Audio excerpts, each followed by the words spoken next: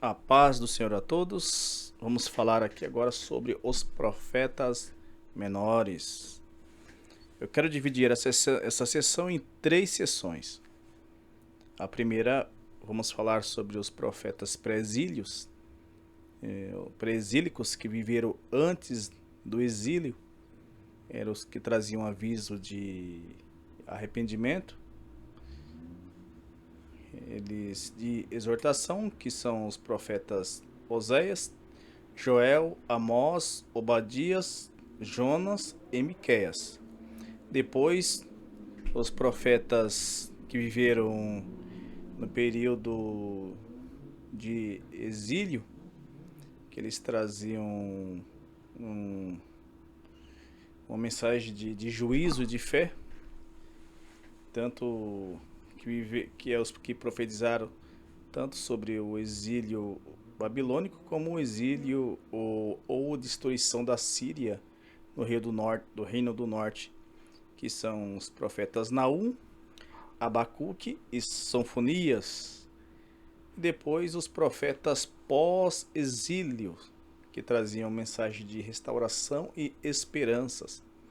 Esses profetas viveram após o exílio, que são os profetas Ageu, Zacarias e Malaquias.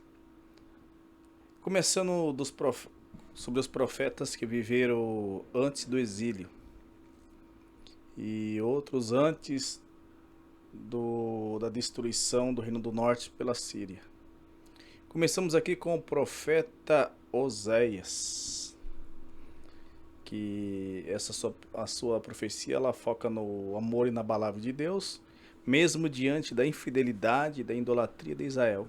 Ele ilustra uma aliança como um casamento, porque Deus chamou Oséias de primeira não como um profeta, mas chamou Oséias para um casamento. O profeta Oséias foi um dos profetas menores do Antigo Testamento, atuando no Reino do Norte durante o século VIII a.C., que vai aproximadamente do ano 750 ao ano 722. É um período marcado de grande prosperidade econômica, mas também por profunda corrupção moral. Vamos perceber que quando o povo estava vivendo uma prosperidade econômica, a corrupção moral, religiosa, infelizmente imperava. A idolatria, a instabilidade política, antes da queda de Samaria, isso estava acontecendo antes da queda de Samaria para a Síria, no Reino do Norte. Oséias é singular, por ter vivido a sua mensagem através da sua vida familiar e por produzir uma compreensão profunda do amor amoroso de Deus. O profeta Oséias e a sua vida, como foi a sua chamada singular. Deus ordenou a Oséias que casasse com uma mulher infiel, a Gomer, para ilustrar a relação adúltera de Israel com Deus, que adorava outros deuses, Baal. A família como profeta, como profecia. Oséias teve 3 filhos com Gomer, cujos nomes simbolizavam o julgamento vindouro. Primeiro é Jezreel, quer dizer que Deus semeia e castiga. O segundo é Loruama, que não amada ou desfavorecida. E Lohami, que não meu povo, não é meu povo. Vai viver um amor perdoador, porque apesar da infidelidade contínua de Gomer, a sua esposa, Oséias a perdoou e a resgatou, e a comprando-a de volta, simbolizando o amor incondicional de Deus para com o povo. A teologia de Oséias é centrada na aliança e no amor de Deus que se destaca-se. Deus como um marido fiel, Deus é apresentado não apenas como o Criador ou o juiz, mas como o noivo, como o marido que foi traído, que sofre a infidelidade da nação, que é a sua esposa. O conhecimento de Deus, Oséias enfatiza que o problema de Israel não é a falta de rituais. Tinha muito ritual, mas a falta de conhecimento genuíno de Deus, que se manifestava em obediência e fidelidade amorosa. Misericórdia em vez de sacrifício. Um dos versículos-chave é que quero misericórdia e não sacrifício. É o conhecimento de Deus, mais do que holocausto, está lá em Oséias 6 e versículo 6. Que o culto externo sem mudança de coração é inaceitável. O primeiro culto ele tem que acontecer aqui dentro. O amor é incondicional. Apesar do julgamento iminente do cativeiro assírio, a teologia de Oséias aponta para uma restauração de Deus, que Deus é paciente e deseja reconquistar o seu povo, e não apenas destruí-lo, mas Deus quer reconquistar. Quais são as contribuições singulares? A sua profecia, a sua profeciação, que Oséias é o único profeta que recebeu a ordem de fazer da sua vida pessoal e de seu casamento uma parábola da viva relação de Deus com o seu povo. O amor divino com reset, como o amor divino como reset. Oséias introduziu como força o conceito de que o amor não é persistente e incondicional. Que o amor, melhor dizendo, que o amor de Deus ele é persistente, ele é incondicional. Que comparável à paixão amorosa de um marido, um conceito revolucionário da época. Restauração final. O livro de Oséias termina com uma promessa de cura e reabilitação para Israel, mostrando que o amor de Deus triunfa sobre a infidelidade do povo. Foco no Reino do Norte.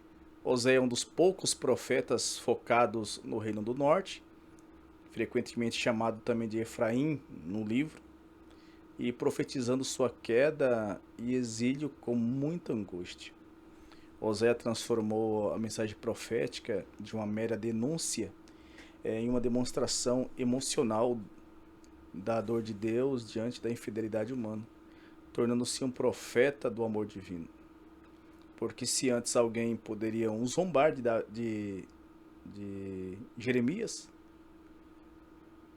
sobre a sua vida pessoal, sobre a infidelidade que ele estava sofrendo, ele usava isso para refletir sobre a nação. Deus como marido infiel, Deus como o marido fiel e a nação como a esposa infiel. É uma mensagem forte, é uma mensagem profunda do livro do profeta Oséias. Após o profeta Oséias vem o profeta Joel, que é conhecido nós como bom pentecostal, é o profeta do Pentecoste, Isaías 2:28, porque ele vai profetizar o derramamento do Espírito Santo sobre toda a carne, que nós temos como tema central a teologia pentecostal. O livro do profeta Joel ele localiza entre os profetas menores do Antigo Testamento. É uma obra focada na interpretação teológica, e ele vai falar de um período de crise. Ele vai anunciar o dia do Senhor. O autor, o nome é Joel, filho de Petuel. Seu nome significa o Senhor é Deus. O contexto pessoal, quase nada sabe sobre a sua vida, exceto que os seus escritos indicam que ele parece ter familiaridade com o culto em Jerusalém e com outros livros anteriores. A data é incerta, com duas principais correntes de interpretações. Algumas datas dizem que foi pós-exílica, mas provavelmente, aproximadamente ano 400 a.C., no período de Esdras e Neemias. Isso baseia-se na ausência da menção de reis, foco no templo, no sacerdote e referência ao exílio já finalizado. Logo que outras pré-exílica, que é mais aceitável, que é aproximadamente o ano 835, durante o reinado de Joás, sendo ele contemporâneo de Eliseu.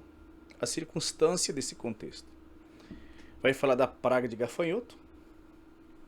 O livro é motivado por uma praga avassaladora de gafanhotos em uma seca extrema que destruíram a agricultura e a economia de Judá.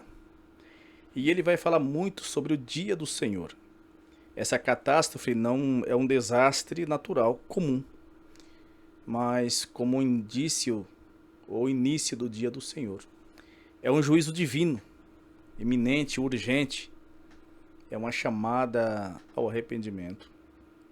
Uma crise cultica, onde o pecado central não é especificado explicitamente como uma idolatria, mas o povo é convocado a um arrependimento sincero, rasgando seus corações e não as vestes.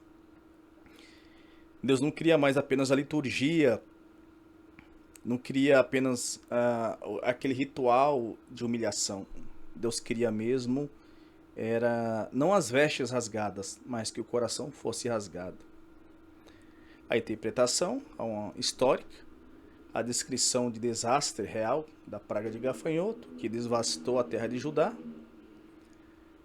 É um livro também escatológico, o uso da praga como uma metáfora para um exército invasor e o dia do juízo final sobre todas as nações, chamando o dia do Senhor. A restauração.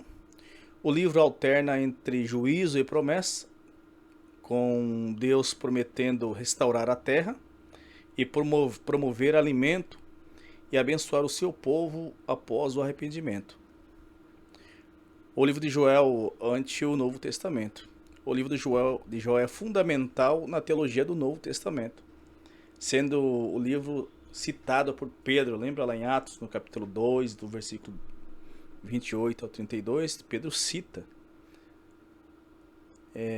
lá em Atos, melhor dizendo, em Atos 16, 21, Pedro vai citar Joel 2, 28 ao 32, para explicar ali o fenômeno do acontecimento do advento do Pentecoste, declarando que o Espírito de Deus seria derramado sobre toda a humanidade, não apenas sobre os líderes.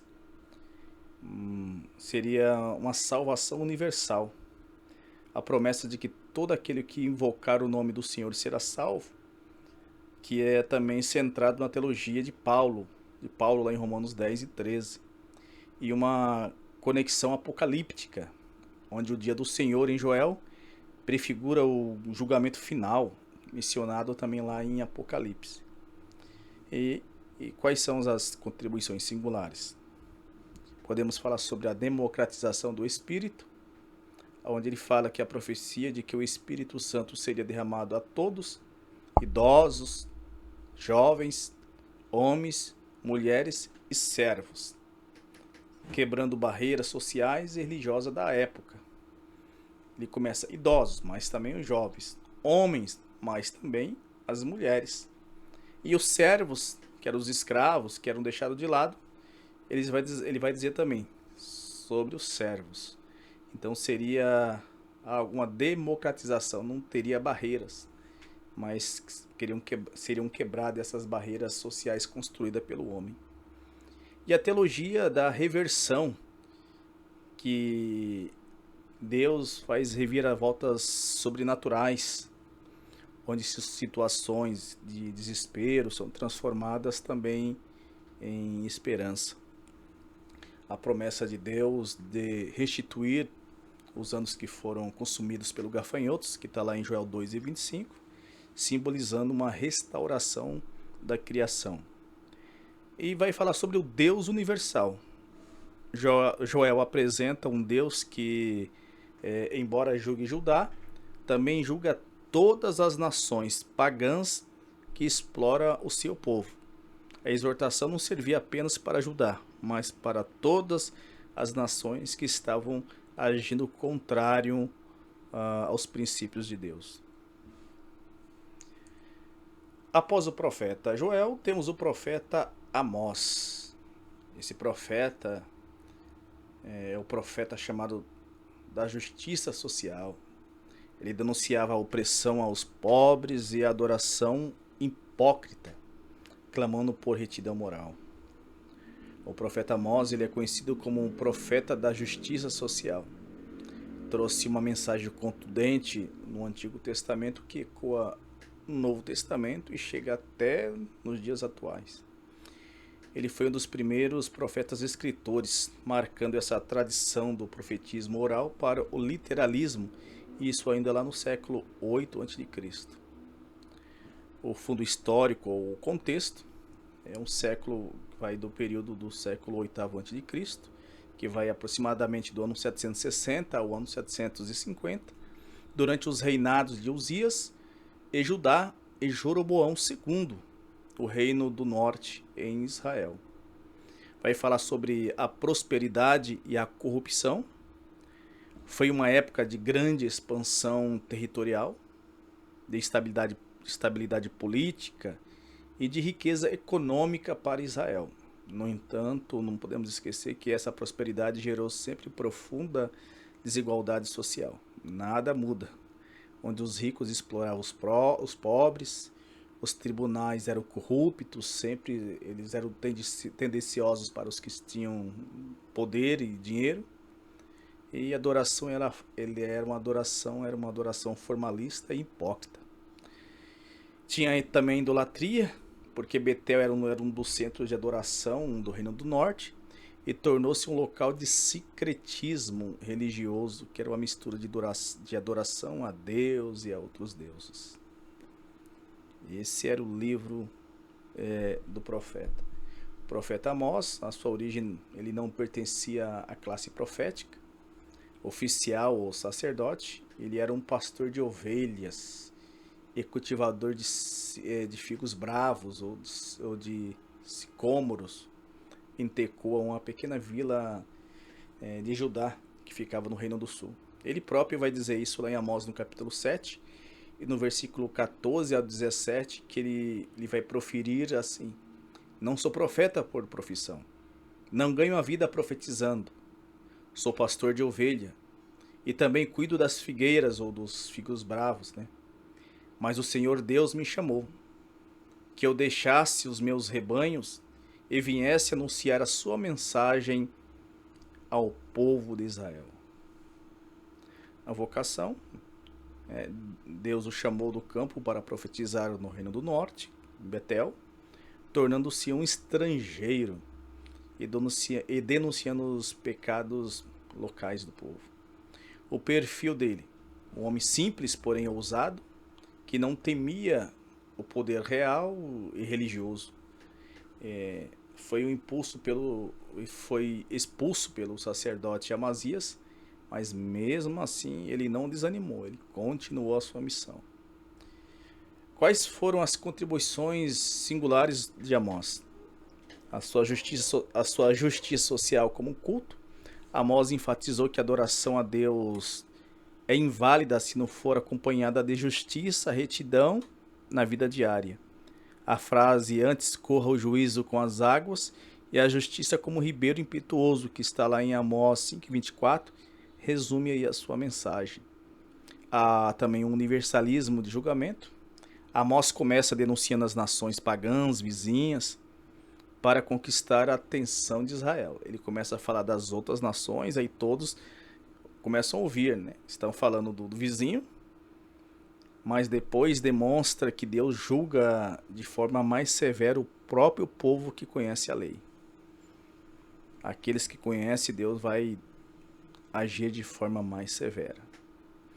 Vai falar sobre o dia do Senhor. Amós inverteu a expectativa popular. O dia do Senhor não seria a vitória para Israel, mas de trevas, de julgamento e a causa da desobediência. A visão da destruição. O livro relata a visão como gafanhotos, o fogo, o prumo. Ele vai ver isso, que vai simbolizar a mediação rigorosa de Deus sobre o povo. Seria uma medição rigorosa de Deus. O prumo ali, indicando que a paciência divina havia chegado ao fim. o cumprimento do Novo Testamento. A mensagem de Amós é sobre a justiça e a restauração do povo de Deus. É citada e ela é cumprida lá no Novo Testamento. Vai falar sobre a tenda de Davi, lá em Atos 15, 16 e 17, que vai citar. Tiago também. Ele cita Amós 9, 11 e 12, para confirmar que a missão entre os gentios é a parte da restauração do tabernáculo caído de Davi, unindo os judeus e os não-judeus, todos eles em Cristo. Vai falar sobre a verdadeira adoração, a crítica de Amós ao ritualismo sem justiça é ecoada por Jesus e pelos apóstolos, que enfatizam a misericórdia sobre o sacrifício, lá em Mateus 9, 13. E a justiça social, o chamado de Amós para proteger os pobres e oprimidos, continua essa doutrina fundamental no Novo Testamento, que enfatiza esse amor ao próximo. Tiago, lá no capítulo 5, do versículo 1 ao 6, ele vai falar sobre isso, a condenação dos ricos e os avarentos. Em suma, Amós ensinou que Deus observa as aparências religiosas, mas julga com bases na integridade moral e social também. Após Obadias, melhor dizendo, após o profeta Amós, vamos falar do profeta Obadias. Obadias fala com orgulho e a soberba. Ele vai falar contra o orgulho e a soberba, especialmente de Edom, e garante que a justiça de Deus prevalecerá contra os inimigos de seu povo. O livro de Obadias ele é composto por 21 capítulos, ou melhor dizendo, 21 versículos. É o menor livro do Antigo Testamento e faz parte dos profetas menores. Ele traz uma mensagem de juízo contra Edom por sua soberba e traição, ao mesmo tempo que anuncia a destruição de Jerusalém. Tem apenas um capítulo com 21 versículos, mas é profundo o livro de Obadias. O contexto do profeta. Pouco se sabe sobre a vida pessoal do profeta. Seu nome significa servo do Senhor ou adorador de Javé. Embora o nome fosse comum, o contexto profético sugere que ele profetizou no Reino do Sul, em Judá. Contexto histórico, acredita que Obadias profetizou por volta do ano 586 a.C., após a queda de Jerusalém para os babilônicos. Edom, em vez de ajudar, alegrou-se e ajudou os babilônios a saquear e a destruir a cidade. Tanto que lá em Salmo 137, no versículo 8 ao 9, há um verso muito pesado, quando eles vão dizer que feliz é aqueles que fizeram com você o mesmo que eles fizeram conosco. Aqueles que pegaram as crianças e esmagaram ou bateram com elas contra as pedras. Eles estavam dizendo que quando isso estava acontecendo com o povo, o Edom estava festejando, estava se alegrando. E com isso eles vão dizer, olha, feliz é aqueles que fizeram o mesmo com vocês que fizeram conosco. De tão tristes e magoados, chateados que o povo estavam. E o Salmo 137, 8 e 9 vai expressar esse sentimento. Quais são as considerações preliminares do livro de Obadias? Temas principal é a queda da soberba de Edom, a justiça divina contra a violência, o dia do Senhor e a restauração final de Israel. A estrutura pode ser dividida em duas partes. A primeira parte é do versículo 1 ao 14, que é o julgamento de Edom devido ao seu orgulho e à traição. E a segunda, que vai do capítulo 15 ao 21, que é o dia que ele vai falar sobre o dia do Senhor e o estabelecimento do reino de Deus. Seria ali o Edom e Judá, que era um parentesco conflituoso dos edomitas, que eram descendentes de Esaú, e os israelitas que eram descendente de Jacó, eram irmãos gêmeos. E essa rivalidade ancestral estendeu por séculos e até hoje. Sobre a traição, que quando Judá foi atacado por Babilônia, Edom não apenas se alegrou com a queda, mas fechou até as passagens para impedir que eles fugissem. E entregou na mão dos inimigos e também saquearam a sua cidade. Então você vai perceber que Judá, eles carregavam profundo sentimento de tristeza, decepção e ira contra Edom. Vai falar sobre o juízo, que é a soberba de Edom, baseada em uma localização geográfica. Ficava em um penhasco rochoso na região de Petra. Foi repreendida por Deus. A promessa foi de destruição total da nação. O livro de Obadias ante o Novo Testamento. O dia do Senhor, a mensagem de Obadias sobre o dia do Senhor, antecipa o juízo final mencionado lá no Novo Testamento. A soberba e autossuficiência de Edom serve de exemplo para as nações e os indivíduos que são orgulhosos. A restauração e reino, a promessa de que o Senhor reinará. Obadias aponta para o reino de Deus, inaugurado por Jesus Cristo. E a justiça sobre os inimigos. O inimigo a ideia de que Deus defenderá o seu povo contra a crueldade dos inimigos se alinha com as promessas da justiça que está escrito lá em Apocalipse. As contribuições singulares de Obadias, quais são elas? Por exemplo, a mais curta profecia é o livro mais conciso, com forte impacto teológico em poucos versículos. O foco na relação fraterna destaca a gravidade do pecado da traição fraternal e condena a falta de compaixão entre os povos parentes. A soberba como alvo, ele foca especificamente o perigo da autossuficiência, do orgulho, ensinando que a segurança humana ela é falsa. E o universalismo do juízo, embora comece contra Edom, o livro expande o juízo para todas as nações, mostrando que Deus lida com o mal globalmente, não apenas em uma determinada nação, mas em todas as nações. O próximo é o profeta Jonas, muito conhecido, acho que é um dos profetas menores mais conhecidos, né? Destaca a soberania de Deus sobre a salvação e a missão de levar a mensagem de arrependimento até os gentios.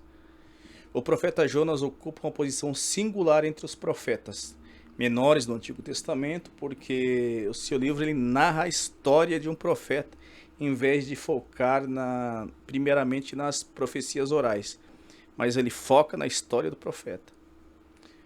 Qual que é o profeta Jonas e sua mensagem? A sua identidade, ele era filho de Umitai, um profeta de Gate, do norte de Israel, que viveu durante o reinado de Jeroboão II, por volta do ano 782. E a mensagem central, a mensagem é sobre a misericórdia universal de Deus. Deus não ama apenas Israel, mas também deseja a salvação dos inimigos, dos ninivitas, dos assírios, demonstrando que o seu amor ultrapassa fronteiras nacionais e religiosas. Vai falar também sobre a relutância.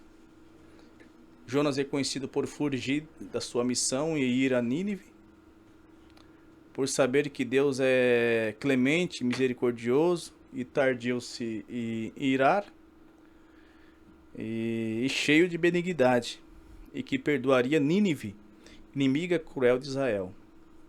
Uma forma literária, narrativa didática, é diferente de outros proféticos, de outros profetas. Jonas é uma narrativa histórica, com contornos didáticos, que usa às vezes o humor e até a ironia. A sua simetria, o livro é estruturado em partes. Capítulo 1, 3, desobedece e obedece. Capítulo 2 e 4. Oração de agradecimento e no final termina como reclamação. O livro de Jonas termina problemático. A última frase de Jonas mesmo é problemática. Tanto que quem termina o livro de Jonas é o próprio Deus. Há um contraste. Jonas age de uma forma contrária ao esperado de um profeta, rebelde, com raiva da compaixão de Deus. Enquanto os pagões, que eram os marinheiros e os ninivitas, se mostraram até mais abertos a Deus do que o próprio profeta.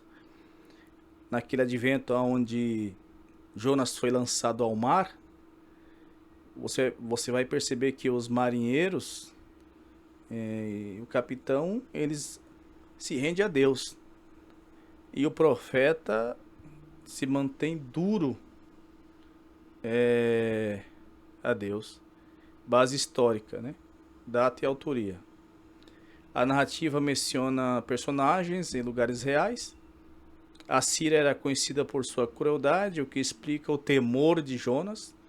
Jesus tratou Jonas como uma figura histórica real ao citá-lo. A data no ano 785 a.C. A autoria foi de Jonas, atribuída ao profeta Jonas. Alguns querem dizer que não foi. Jesus vai falar sobre Jonas, né? Ele faz uma comparação direta, né? Jesus faz uma comparação direta entre si mesmo, que diz que ele mencionou que assim como Jonas esteve 3 dias e 3 noites no ventre do grande peixe, o Filho do Homem estaria 3 dias e 3 noites no coração da terra. Era uma referência à morte e à ressurreição de Cristo.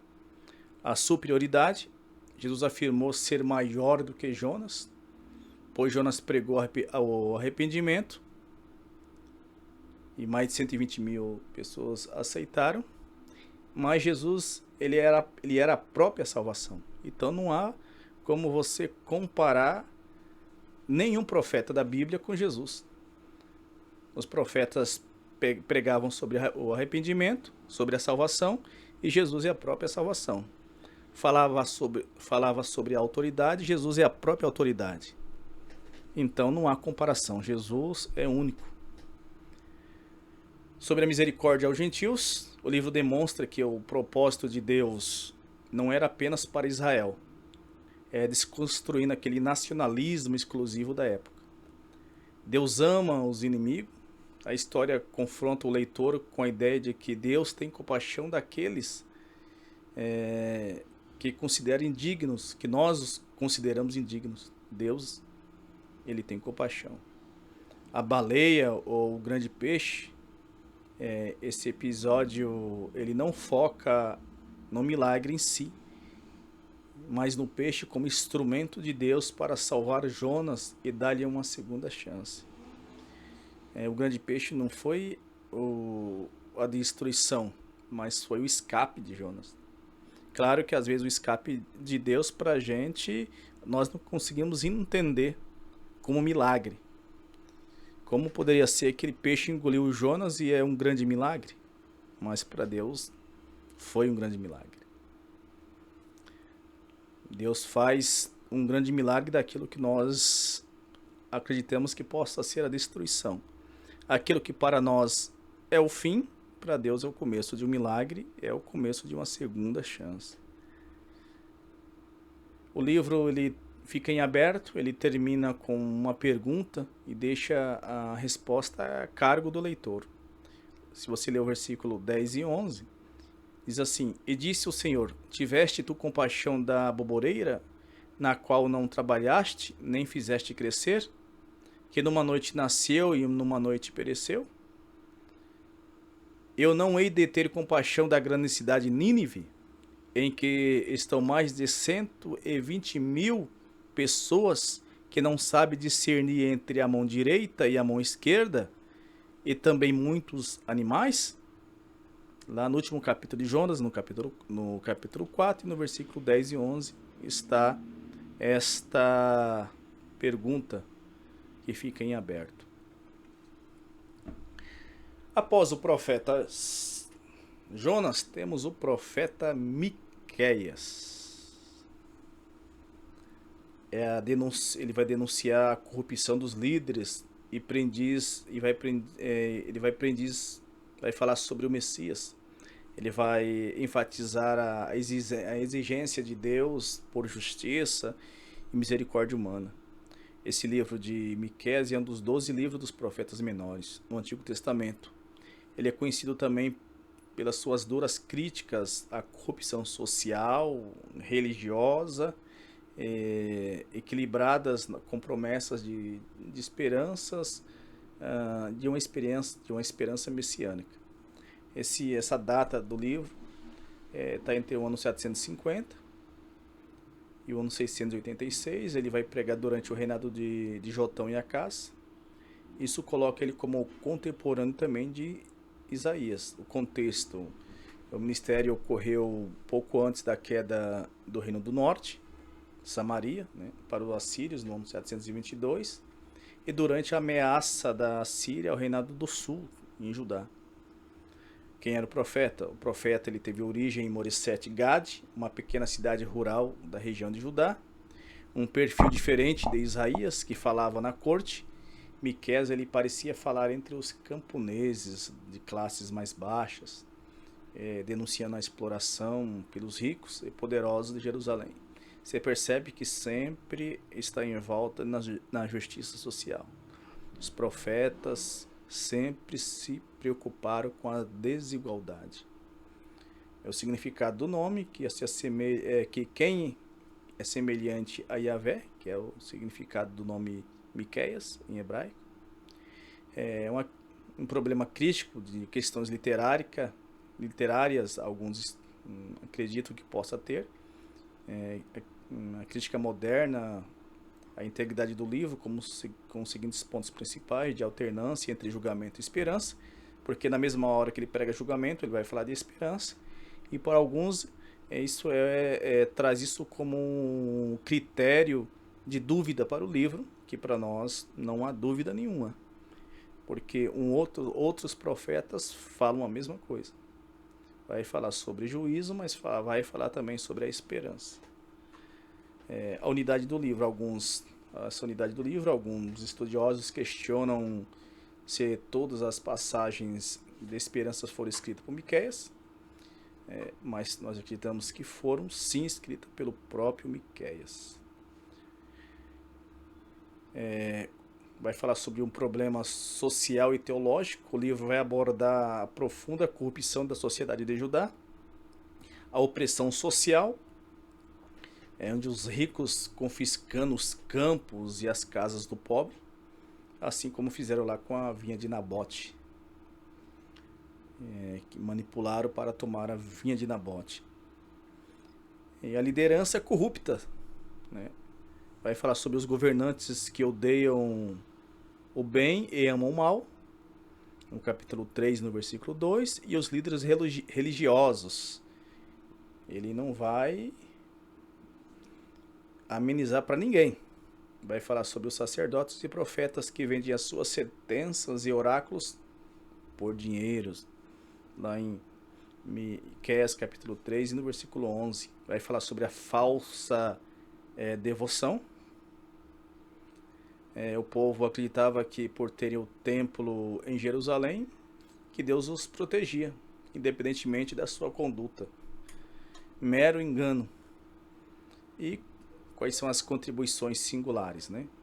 A definição da religião verdadeira, Miqueias 6 e 8, que resume que Deus exige praticar a justiça, amar a misericórdia e andar humildemente com Deus. Vai falar sobre a profecia de Belém, que é Miqueias 5 e 2, aquelas célebres profecias que aponta Belém como um local de nascimento do futuro governante messiânico, Belém Efrata. E a previsão, ele vai falar sobre a previsão da queda de Jerusalém, que foi um dos primeiros profetas a prever explicitamente a destruição de Jerusalém e a transformação do monte do templo em um campo arado. Lá em Miqueias capítulo 3 e no versículo 12, uma mensagem tão impactante que é citada séculos depois, no tempo de Jeremias. O restaurador do povo, a promessa de que Deus reuniria o remanescente de Israel como uma ovelha no curral. Percebe-se que depois disso tudo Deus restauraria.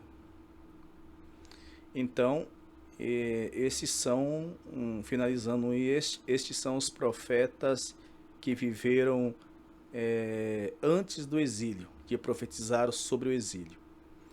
Nós encerramos essa parte e a próxima nós vamos falar sobre os profetas que viveram no período no exílio. Vai estar na próxima sessão. E fica na paz.